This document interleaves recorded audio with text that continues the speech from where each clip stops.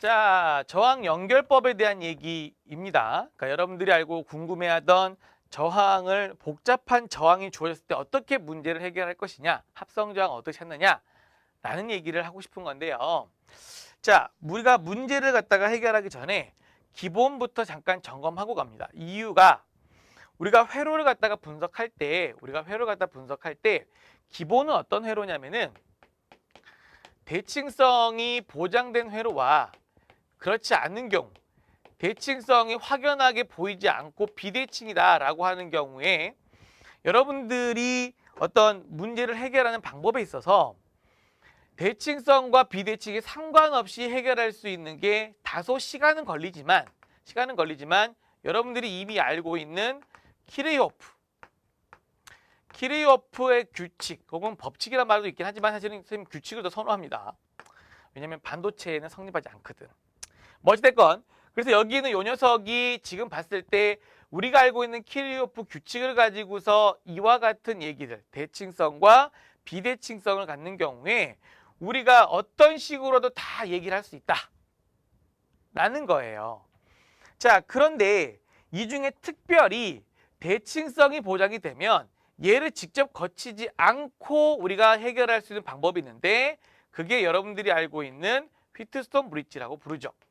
자, 이 녀석이 대칭성 문제를 해결할 때 굉장히 유용합니다.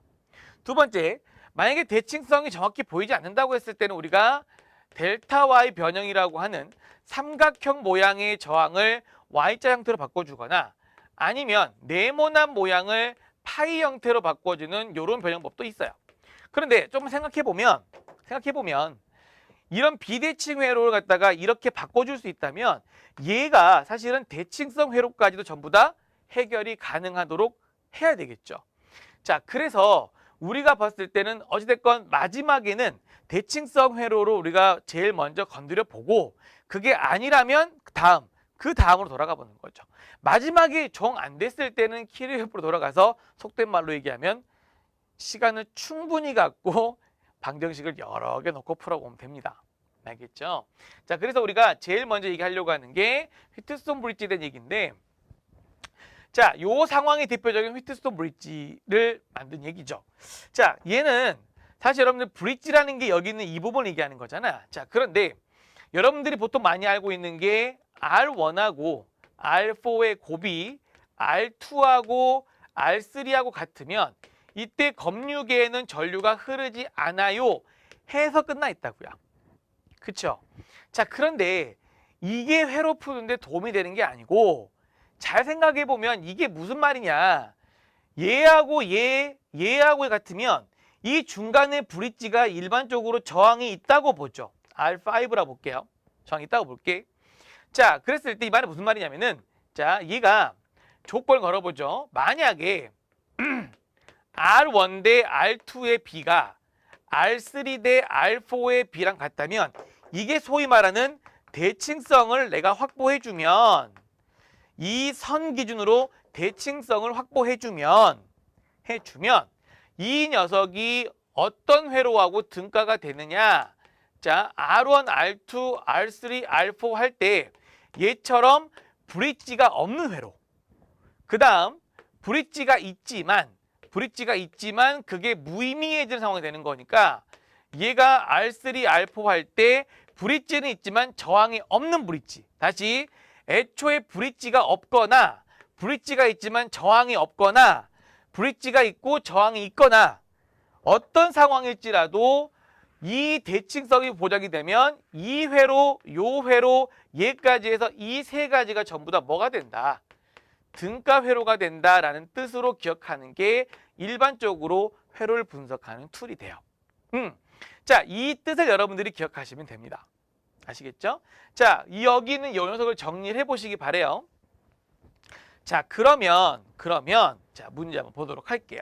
자, 문제에서 뭐라고 했냐면 얘가 20옴이고 30옴. 자, 문제 갖다 보니까 얘가 20옴, 얘가 30옴, 얘가 60옴이 되니까 전류가 흐르지 않았다. 그 말은 위쪽과 아래쪽도 있지만 좌우, 브릿지 기준으로 좌우가 대칭성이 보장된다. 2대 3이네. 그러면 6대 얼마가 돼야 된다? 9가 돼야 된다. 이렇게 되는 거죠. 자, 그래서 우리가 R4는 그냥 계산하지 않고도 95입니다. 자, 이 말은 다시 얘기합니다. 브릿지를 기준으로 해서 좌우 대칭성을 띠고 있는 회로다라는 뜻이 된다고요. 그렇죠? 자, 그러면 2번 한번 가보도록 하죠. 얘 갖다 지금 보니까 전원장치 전압이 15V라고 되어 있죠? 그러면 아까 얘기했던 대로 여기는 이 부분이 없는 거다라고 생각해도 되는 거 아니야? 그러면 여기 있는 문제에서 봤을 때 이렇게 흘러가는 전류를 I1 그리고 이 전류가 I1을 갔을 거고요. 여기 흘러가는 걸 I2 여기 또한 I2로 갔겠죠. 왜냐하면 얘는 있으나 많아라고 했으니까. 따라서 2번 문제에서 해결하고 싶은 건 뭐냐면 자 여기 보세요. 합성저항이 50ohm이죠. 15V니까 I1이 얼마가 됩니까? 얘 보니까 50분의 15A가 되고요. 자 I2는 지금 여기 합성저항이 150이 되고 얘가 15V니까 이렇게 되겠죠. 따라서 전체 전류는 내가 얘들을 갖다가 더하면 되는 거라 얼마가 되겠어요? 150분의 얘가 3하면 45니까 60이 되나요? 그렇죠? 이렇게 되겠죠? 그래서 얘가 2.5분의 1이니까 얘가 0.4A다. 이렇게 되겠네요. 자, 그래서 여기 전류는 전체 전류가 0.4A다라고 알 수가 있습니다.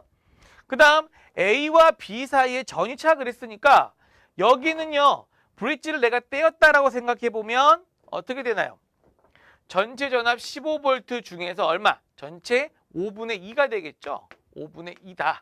따라서 여기는 얘는 계산 한번 해보면 얼마가 나옵니까? 축 대비 얼마가 나와요? 6V구나 라고 이렇게 나온다고요. 별거 아니죠? 자, 선생님이 얘기하고 싶었던 첫 번째 내용은 뭐다? 얘가 대칭성이 있다. 좌우로 대칭이 있다. 내가 바라봤을 때 대칭성이 보장되면은 중간에 있는 이 애매모호한 요 저항들의 역할을 고민해보되 그 녀석이 필요한지 필요 없는지 판단할 수 있어야 한다는 겁니다. 이게 항상 회로를 갖다 바라보는 중요한 관점이에요. 제일 먼저 대칭성이 있나 없나 확인한다. 아시겠죠? 자, 이렇게 해서 일단 1번 문제는 마무리하도록 하겠습니다.